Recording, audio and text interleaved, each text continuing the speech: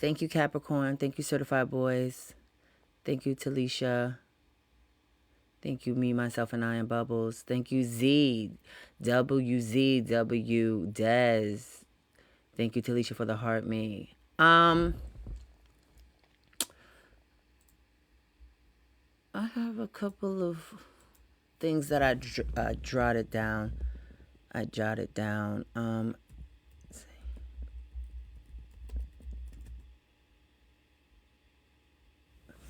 Okay. All right. So let's go ahead and get the other girls out of the way. So him and Santana, right? The comment about Santana, when it was asked to him,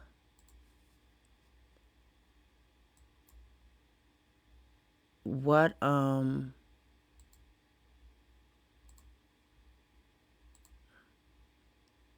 when it was asked, was he attracted to Santana? And he pled the fifth. That was shady.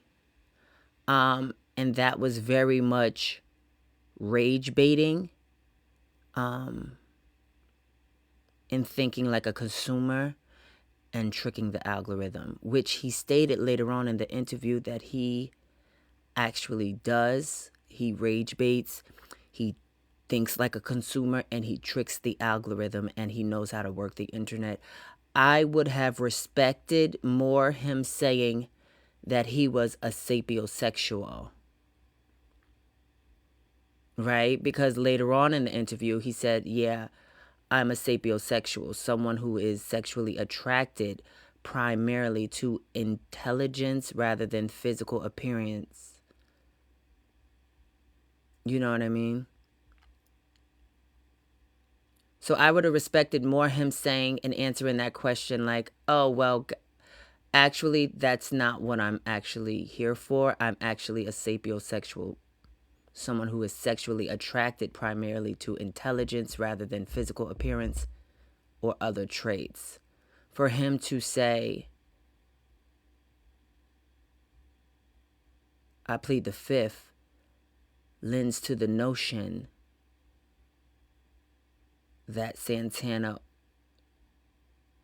wasn't attractive to him. But if you're a sapiosexual, then you're not bisexual. So that's kind of confusing. So which one is it? Are you sapiosexual or are you bisexual?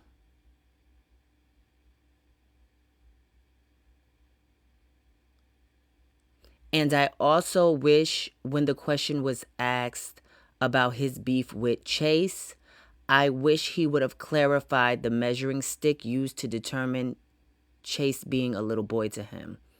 Are we talking about finances? Are we talking about maturity? Are we talking about living situation? Like, what measuring stick are you going by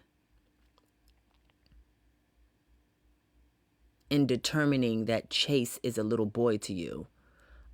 Because you are 26. I'm not sure how old Chase is, but you are definitely 26.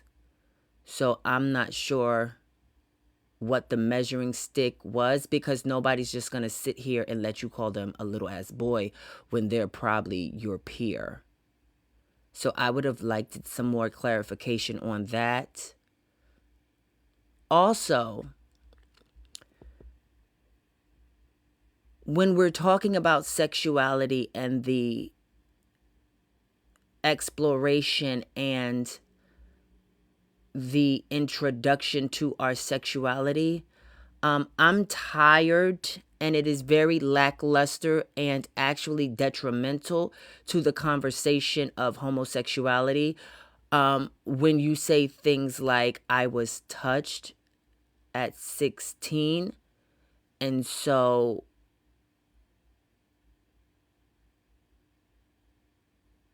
I started to like boys.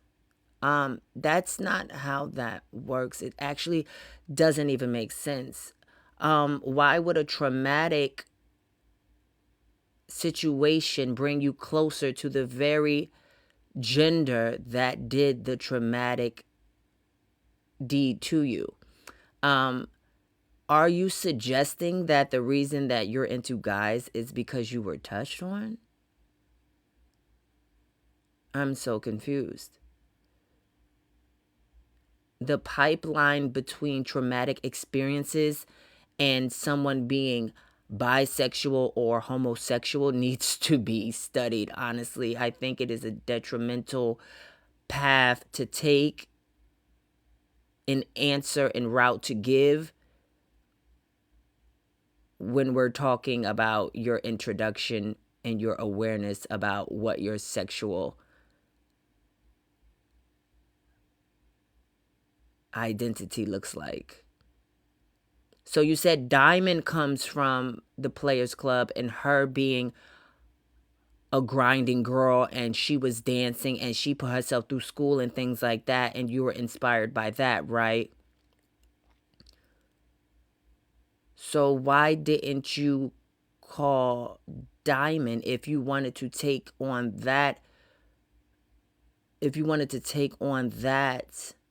alter ego? Why didn't you make it a boy and make it Dino or something like that and still have that, like, is it because you were touched? Like, you know what I mean? So for a glove to be a glove, it would have to be a glove inside out. So did your feminine energy through your expression emerge because you were touched?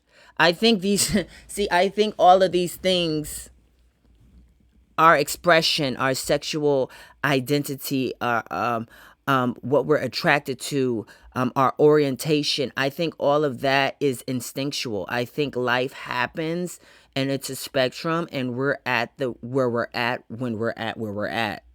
I don't believe that things happen and then you say, oh, this is why I'm like this. No, babe, you're just going through life and you're being introduced to different things. That's why it's important to expand and explore and, get out there and introduce yourself to new things. Like, I'm so tired of, it's just like so cheap. It's a cheap answer. Oh, so I was touched at 16. Okay, so what? I wasn't touched at 16. Why am I attracted to men? Why am I attracted? So what are you saying? If you were touched at 16, then you're automatically homosexual or bisexual? No. You could be confused about why somebody is attracted to you. You can definitely question your sexuality, but I don't think it instantly makes you almost, it's just like so crazy. Like, honestly, it's so crazy. And the fact that homosexuality is one of the sexualities that really is one of those ones that it has to be something bad at the start, right? It has to be something negative, like, oh, God hates homosexuals, so here you have HIV. You know what I mean? Oh, God hates homosexuals, so here you're going to be RAPED. Okay, you're gonna be touched, you're gonna be molested, you're gonna be, sodomite. You know what I mean? You're gonna be all of these things at the beginning of the homosexual experience. Like, no, that's not the case. For a glove to be a glove, it will have to be a glove inside out. So what is true for you would have to be true for me. And I believe that a lot of these types of answers to these questions are a way to cover up.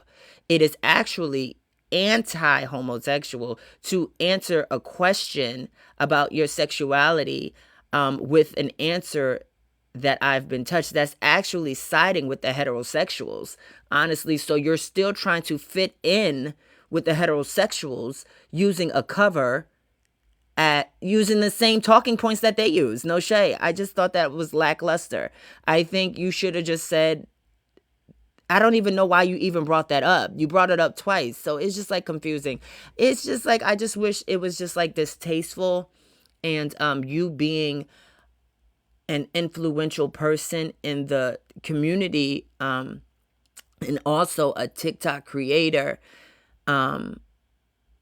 it was lackluster, and it was actually disappointing. But having saw the whole entire interview, you do like to rage bait. You do think as a consumer, and you like to trick the algorithm. So I guess this is effective trickery at its finest. So that's my recap.